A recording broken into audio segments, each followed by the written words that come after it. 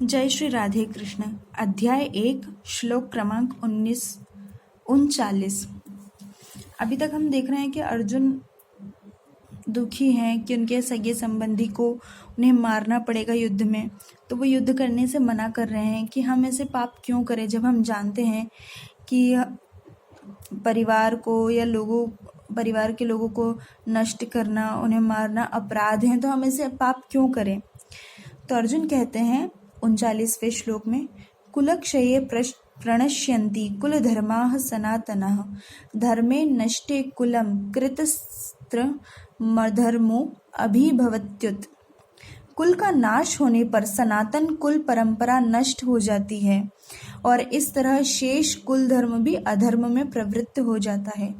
यानी कि जब कुल का नाश हो तो सनातन कुल परंपरा, जो हमारा सनातन धर्म है, उसमें जो कुल परंपरा चली आती है वो नष्ट हो जाती है जब कुल का नाश होता है। और इस तरह जो बचे हुए लोग हैं, यानी कि बचा हुआ कुल है, वो अधर्म में प्रवृत्त हो जाता है, यानी कि अधर्म की तरफ चलने लगता है।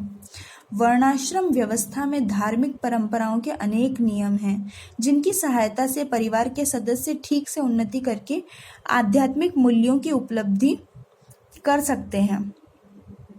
परिवार में जन्म से लेकर मृत्यु तक के सारे संस्कारों के लिए वयोवृद्ध लोग उत्तरदायी होते हैं। वयोवृद्ध यानी कि बड़े बूढ़े, वही हमें संस्कार देते हैं, संस्कार सिखाते हैं, क्योंकि अलग अलग जन्म से लेकर मृत्यु तक अलग अलग संस्कार होते हैं और ये हमें बड़े लोग ही सिखाते हैं। तो परिवार में जन्म से लेकर मृत्यु तक के सारे संस्कारों के लिए वयोवृद्ध लोग उत्तरदायी होते हैं, उनके पास ये जिम्मेदारी होती है, वो इसके लिए जिम्मेदार होते हैं। किंतु इन वयोवृद्धियों की मृत्यु के पश्चात संस्कार संबंधी पारिवारिक परंपराएं रुक जाती है। जब बड़े बूढ़े लोग मर जाते हैं, यानी कि उनकी मृत्यु हो जाती है, तो ये संस्कार संबंधी जो काम है, हमारे परिवार में जो परंपराएं चल रही है, जो संस्कार के काम हो रहे हैं, ये रुक जाते हैं जब उनकी मृत्यु हो जाती है तो। और परिवार के जो तरुण सदस्य बचे रहते हैं, वे अधर्ममय व्यसनों में प्रवृत्त होने से मुक्ति लाभ से वंचित रह जाते हैं। और क्या होता है, जब बड़े बड़े लोग, यानी कि बड़े बूढ़े लोग जब मृत्यु को प्राप्त हो जाते हैं, जब वो मर जाते हैं, जो परिवार के बाकी लोग हैं, यानी कि जो बूढ़े नहीं हैं, तरुण हैं, तो वो जो बचे हुए सदस्य हैं वो अधर्म में चले जाते हैं, मतलब जो धार्मिक चीज़ें नहीं हैं, अधर्म की तरफ बढ़ने लग जाते हैं।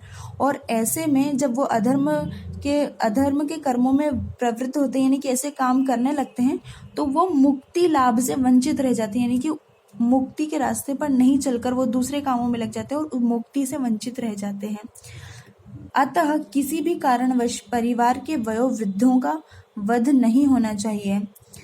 तो अर्जुन कह रहे हैं कि कोई भी कारण हो, लेकिन जो बड़े बूढ़े हैं उनका वध नहीं होना चाहिए, क्योंकि अगर वो रहेंगे तो परिवार में संस्कार रहेंगे, परंपराएं रहेंगी, धर्म रहेगा, और ऐसे ही भगवान के पास जाने का या मुक्ति पाने का रास्ता भी बचा रहेगा।